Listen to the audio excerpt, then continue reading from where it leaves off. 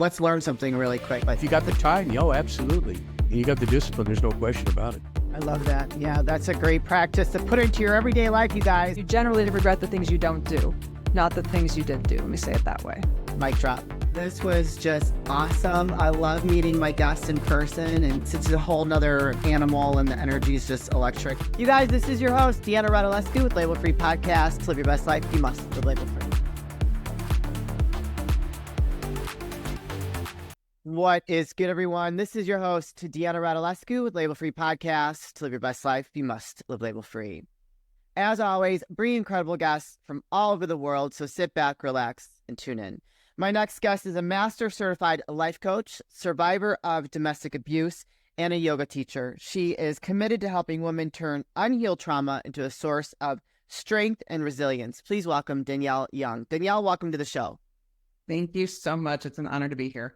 It's an honor to have you here. Well, number one, thank you for the courage to talk about, what you're doing, what you've gone through, and helping women that have gone through something similar as well. I myself am a survivor of domestic abuse. My father was very abusive, and I got into many relationships with men that I continued to repeat the cycle.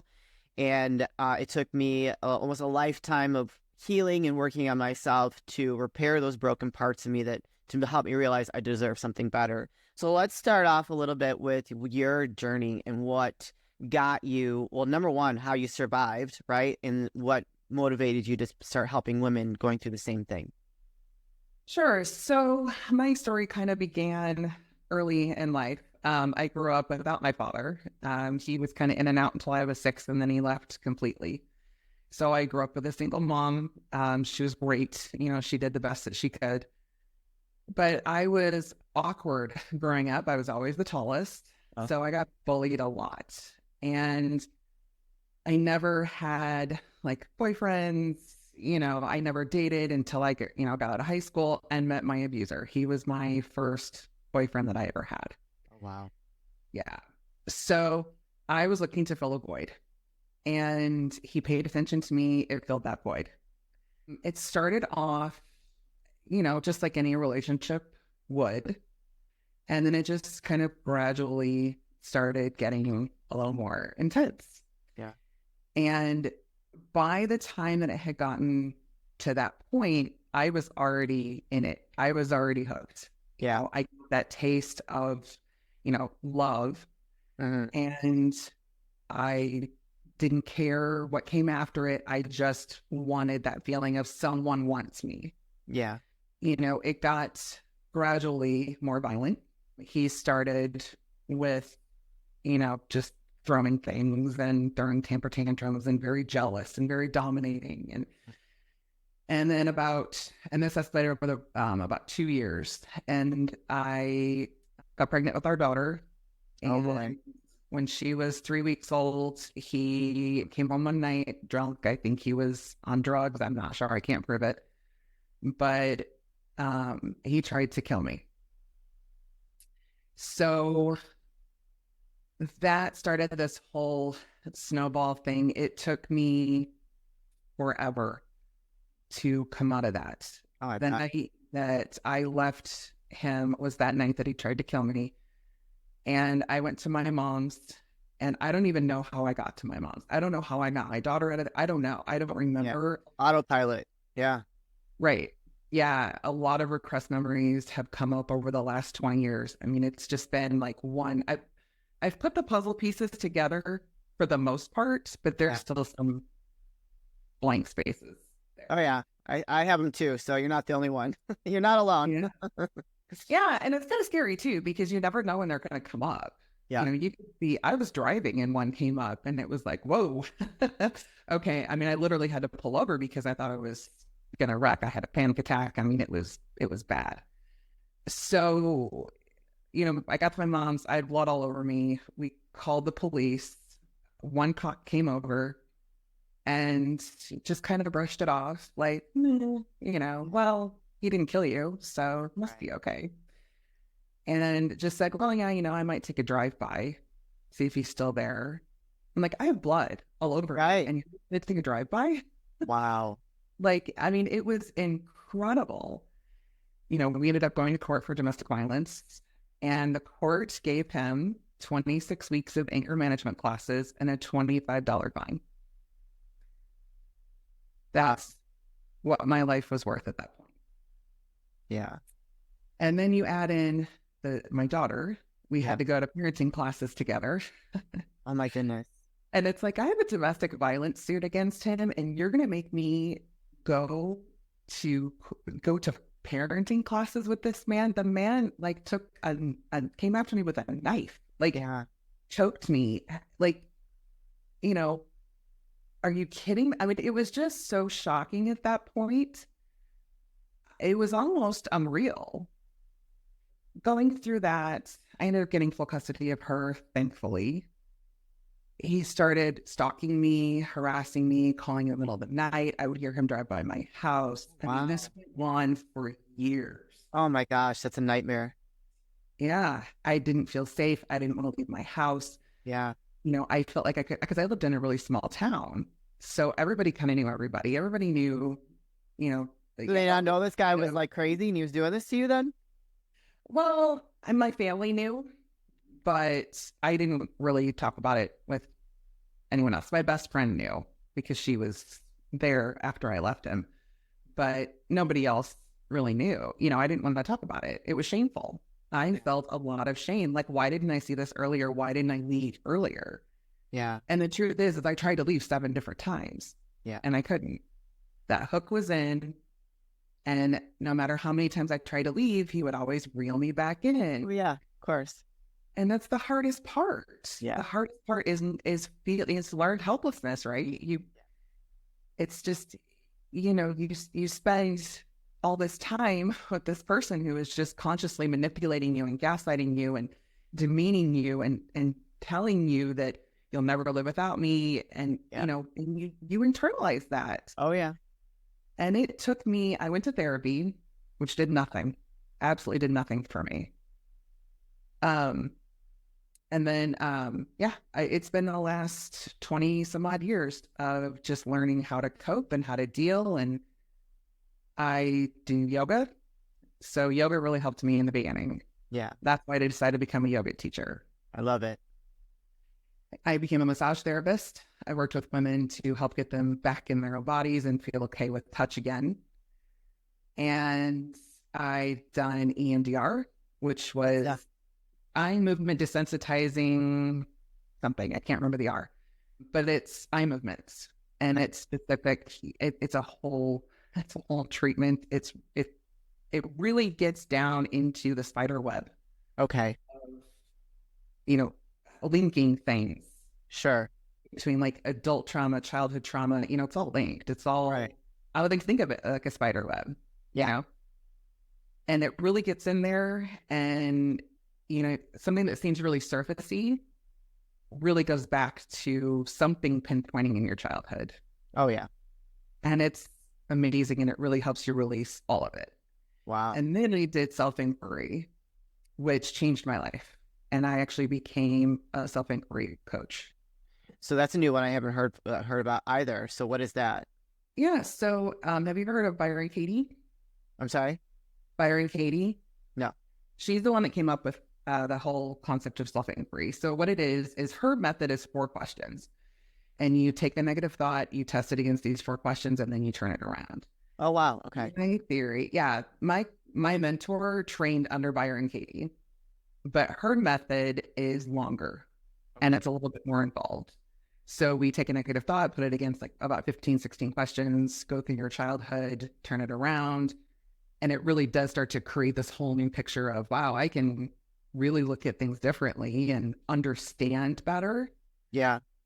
And I've found that between that and EMDR, those have been the 2 most valuable therapy tools for me.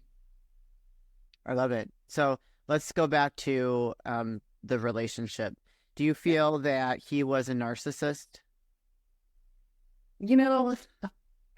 That's a good question. I've thought about this, and I don't think that he was a true narcissist. I think he had narcissistic tendencies. Right. But, you know, a true narcissist, there's 9 different personality traits that you have to meet. And I don't think that he meets all Wow, that's a lot of personality traits. of them.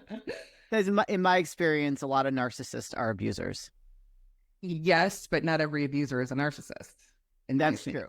That's true. I would agree with that. But I'm just curious because, you know, that whole, like, that love that when they hook you, that's very addictive. And it's like that creates a vicious cycle. So you know how good it can be, but then they also know that too. So they use that against you. So when they have an out, like, whatever, they have a moment where they're abusing you, and then they want to keep you hooked. So they give you a little taste of what that love was like, but it'll never be the same. It'll never be like it once was. Right. Because I've been through it. Yeah. And it's and people can talk to you until they're blue in the face, like, oh, you got to leave. And until you really decide, like, you're never going to leave that. You're never going to break that cycle. Right. I knew at some point I was going to leave. Yeah. Ultimately. I just didn't know how. You know, like I said, I tried to leave 7 times before, and it was like he would just keep coming back. You know, it was the stalking, it was the harassing. And it just became, well, it's just easier to be with him than to be without him. You know, that's kind of how I felt about it. Yeah. And eventually it was like, okay, no, I cannot deal with this anymore. I can't. Yeah. And when I had my daughter, that was when it became the strongest for me. Sure. You know, I can't let her grow up in this household. Right. That's what I was going to ask you. Like, having your daughter had to be like a wake up call for you. Like, I can't be this example for her so that she knows that she deserves better. For sure. Yeah.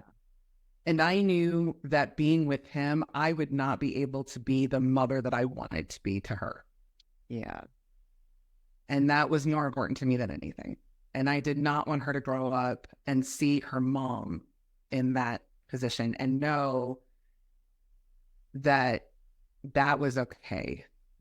Because it's never okay. No one, I don't care who you are, no one deserves to be abused. No, not at all. I completely agree. And once you start doing the work, you know, you realize how important it is to heal from all of that and love yourself enough to know that you weren't the reason that happened and that you deserve better. And you, even if you're alone, but just to love yourself enough that it's okay to be alone. You don't need someone to validate you and your how much you're worth. You know what I mean? Absolutely. Yeah. So with your journey and becoming a master certified life coach and helping women that have gone through these kind of things, how important is it for women to deal with their trauma, to heal from it, to you know, you say in here in your bio, to use it as a source of strength and resilience? It's the most important thing. I tell people, do not drop anchor in victimhood. It will affect you mentally, physically, physiologically. When your body is under so much stress for so long, you are taxing your adrenal glands. You are affecting the chemistry in your brain. You're affecting your hormones. Oh yeah. You know, all of these things they're all like the whole body is connected. Yeah. You know, and you are affecting essentially every single cell of your body. Yeah. And the body holds muscle memory. So if you don't work through these, you'll never get out of fight or flight. Everything will trigger you. You will walk around in fear for the rest of your life. And I don't know anybody who actually wants to live like that. No, absolutely not.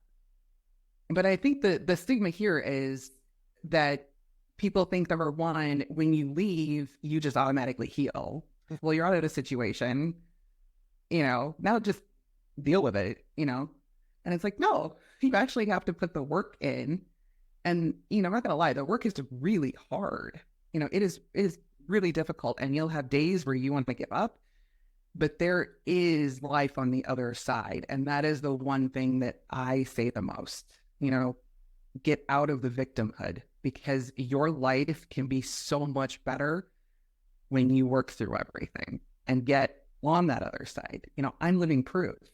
You're living proof. You can get on the other side. Yeah. And I'm sure, like yourself, the women that you work with, I know other friends that have been through worse situations than myself and that are like a voice for women that are that are currently in the situation or have survived a situation, and trying to empower them, which is, I think, I know empowerment, that word has been used a lot, but there's so much meaning behind it, to empower yourself to, yeah. So myself, I occasionally, not much anymore, but will get triggered by something from the past, and I have to like just work myself through it and not be stuck in that place, and that's just because I've empowered myself to know that I can rise above it, and that I don't need to live in that yuckiness, right? And that it's just part of my story, not who I am. And I think that a lot of women, like you said, there's shame, right? A lot of women get stuck with that label of, oh my gosh, I made this decision. I'm embarrassed. I'm ashamed that I went through this for so long. But until you actually experience it yourself, you don't really understand how difficult it is to get out of that, or to walk away, because it is, like you said, the hook, and that vicious cycle over and over and over again. And it's, you say you want to leave a million times, but it's very difficult to actually to take that step out the door and make it final. Yes, absolutely. So talk to us about the women that you work with. What does that look like with them, and how long you've been a coach now for, and do you have like a success story that you could share with us? I have been I've been working with domestic abuse women. I started in my massage therapy career, so that's been 15 years. Oh, wow. Okay. Yep. And I've actually been a life coach now for 4 years. Okay. And I've been a self-inquiry coach for 3 years. So really up until about 4 years ago, I was kind of still in hiding. Oh, wow. Yeah. Oh, no. And it was only through self-inquiry and EMDR really that I was able to say, you know what? Logically, I knew he was never going to come after me again. I'm 2,000 miles away from where I lived. Yeah. So logically and realistically, I knew. But there's still that little voice that Sure. is like, well, what if? So I just answered the what if. And what if he comes after me? Well, now I can handle it. Yeah. Now it's almost like I dare him. Yeah. I dare him to come after me. Yeah. That's Like, empowerment. right. That's where you've empowered yourself. Yes, absolutely. And I've empowered myself enough to know, and this is what I also work with other women on, is set boundaries. Boundaries are the most important thing because they will tell people how to treat you. Yeah. If you don't have strong boundaries, you're going to fall back into that trap again. The next nice person's going to come around, and if you don't have boundaries, you're going to just fall right into it. And it could work out, it could not. Yeah. But who wants to find out? Who wants No, to... definitely not. I don't know. Yeah. So,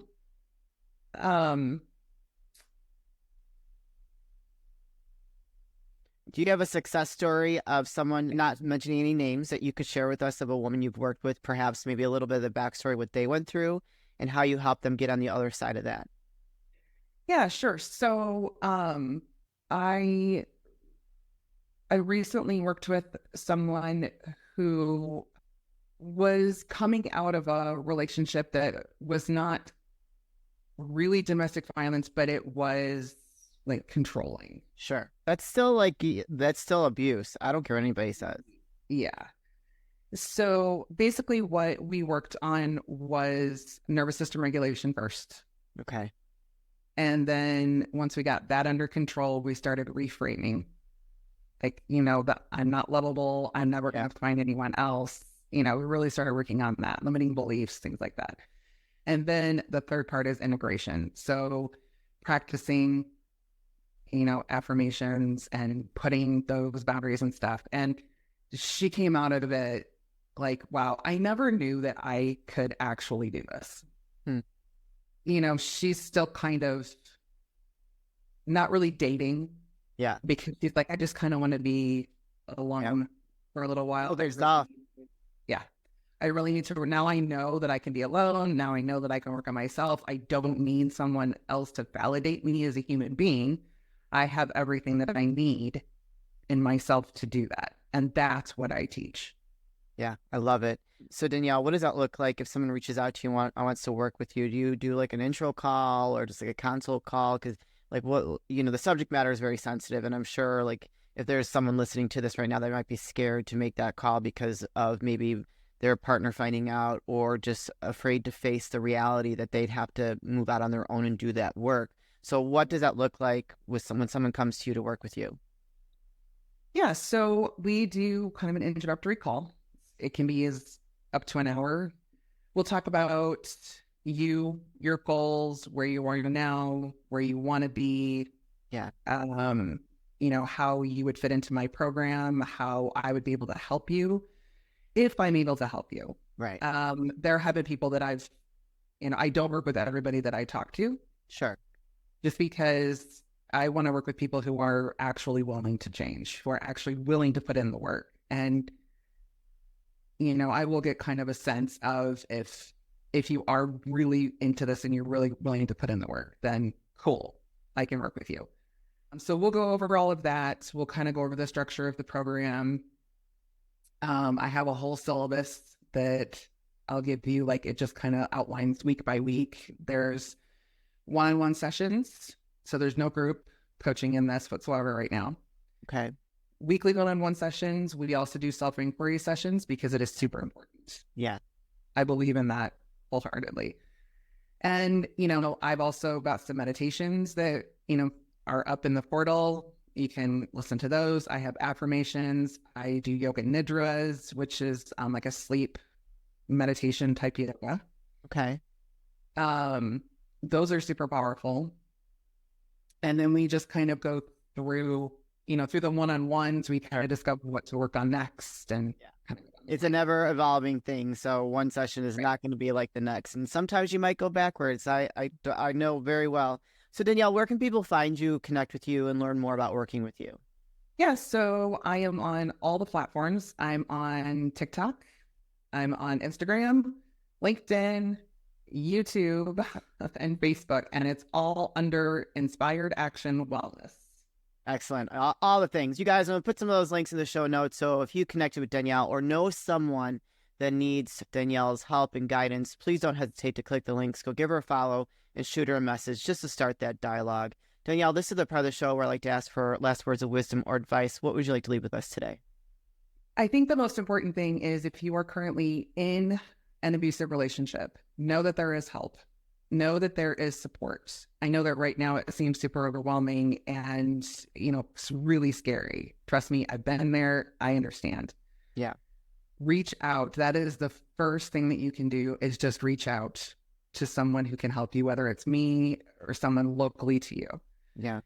The second thing is if you have been out of this for a while and you're thinking about taking that healing journey and you know, kind of on the fence, do it. Hop on the journey. Yeah. Walk the path. And I promise you, you won't regret it. It will suck at times. It will be hard. You're going to want to quit. But if you keep going, it is so totally worth it. It's freeing. It's liberating. You won't even recognize yourself afterwards. And you will become authentically you through all of this. Completely agree. Danielle, thank you so much for sharing your story and being a beacon of light for women that need your help, because there's a lot more women out there that are suffering than people know. And it's, they're not alone. And I think it's important for them to know that. So thank you very much for sharing what you do and the journey that you've been on. Thank you so much for letting me share my story. I really appreciate it. You're welcome. You guys, this is your host, Deanna Radulescu with Label Free Podcast. To live your best life, you must live label free. As always, don't forget to subscribe, follow, rate, review, comment, share, all those good things. And I'll be back soon with more dynamic guests.